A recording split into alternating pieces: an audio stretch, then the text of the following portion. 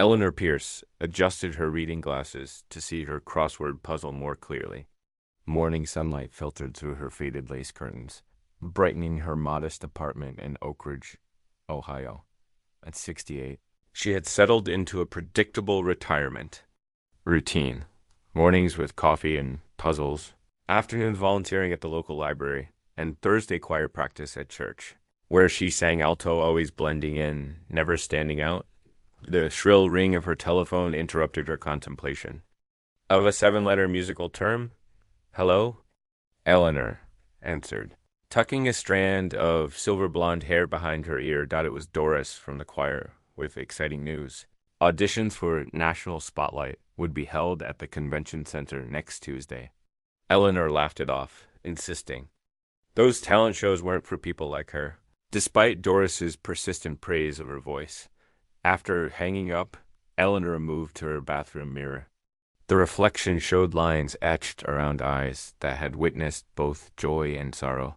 Her favorite floral dress hung looser than it once had.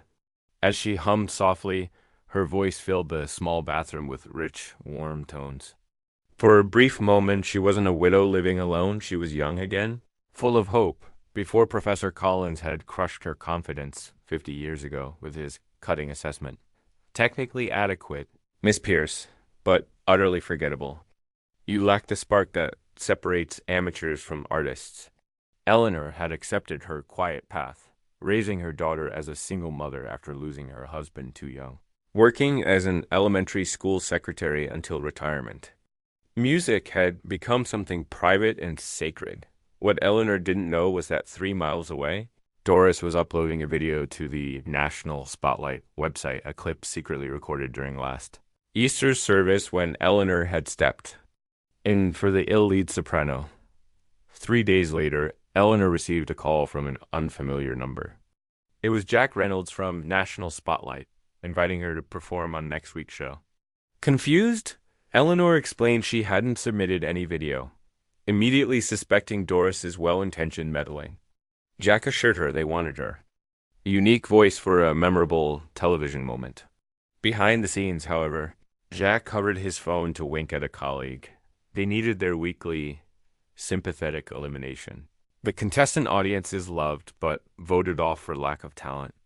Senior citizens were ratings gold dot after much encouragement from her daughter Lily, who reminded Eleanor of her own advice about courage, and an apologetic visit from Doris. Eleanor decided to participate, unaware that her file had already been marked C for sympathetic elimination.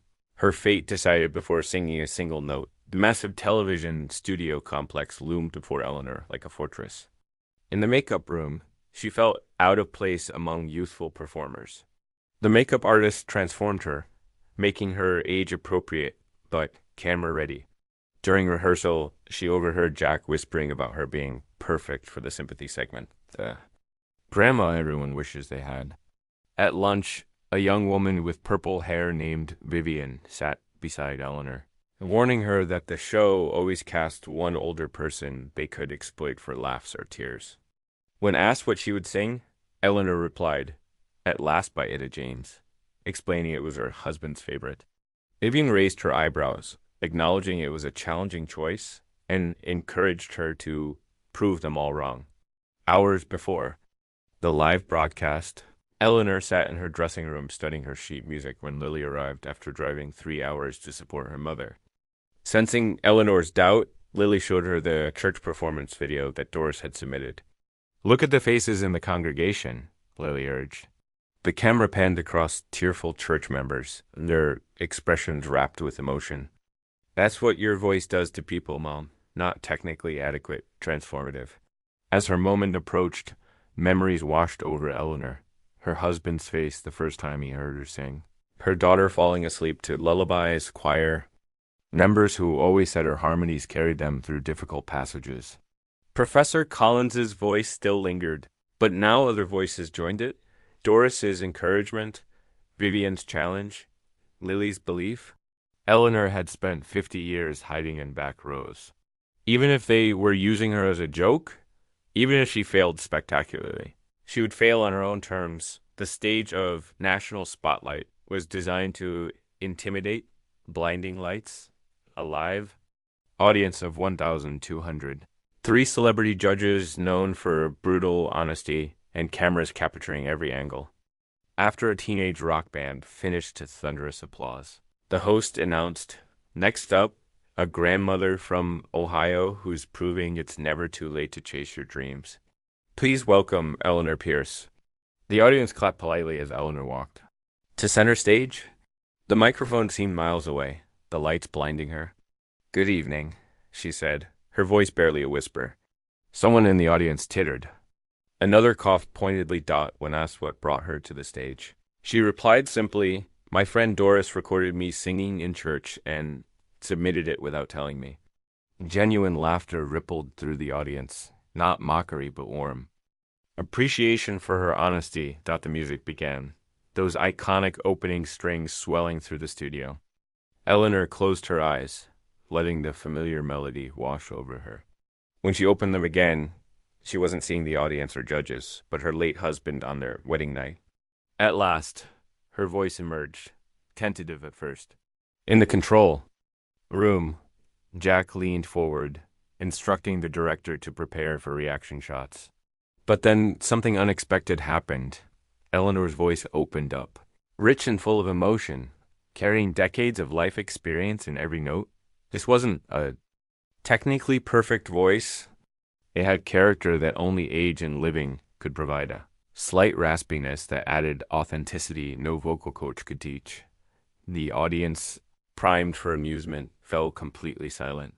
On stage, Eleanor transformed before everyone's eyes. Standing taller, her hands leaving the microphone stand to gesture expressively, her face illuminated with joy. As she approached the song's climax, her voice soared, carrying all the passion of a woman who had loved and lost, who had weathered life's storms and emerged stronger. The final note hung in the air, perfect, transcendent, undiminished by time. For 3 eternal seconds, silence reigned, then shattered as the audience erupted.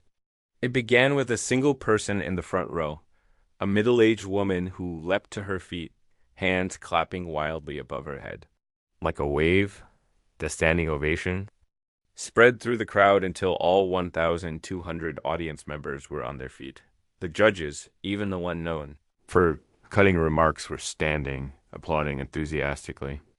"Mrs. Pierce," the lead judge finally spoke when the applause died down. "I don't even know what to say. That was extraordinary. You didn't just sing that song. You lived it," the female judge added, dabbing at her eyes. "I felt every emotion. Every word. That's what music is supposed to do." The third judge leaned forward. "I've heard hundreds of versions of that song. Yours stands among the very best. And I'm including Ita herself. The technical perfection of youth can't compare to the emotional depth you brought to it." The following morning, Eleanor's performance had gone viral. Clips appeared on news programs. Social media platforms erupted with praise, and her phone wouldn't stop ringing. Jack arrived with flowers and an apology, revealing that 3 record labels had called, interested in discussing opportunities with her. Later, Eleanor received a text message from an unfamiliar number. "Professor James Collins here. I'm 92 now. Retired in Florida. Saw your performance last night.